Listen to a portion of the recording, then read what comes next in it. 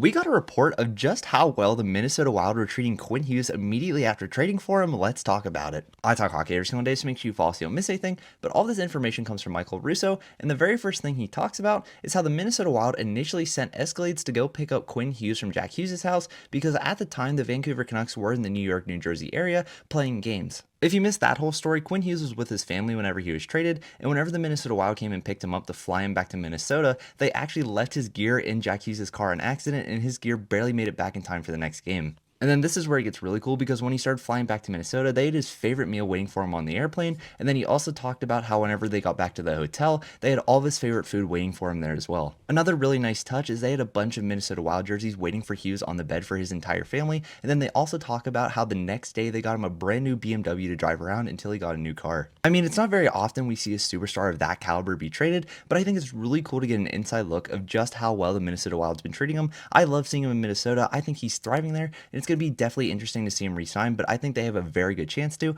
I'm just so pumped for the Quinn Hughes era in Minnesota, but let me know your thoughts in the comments below.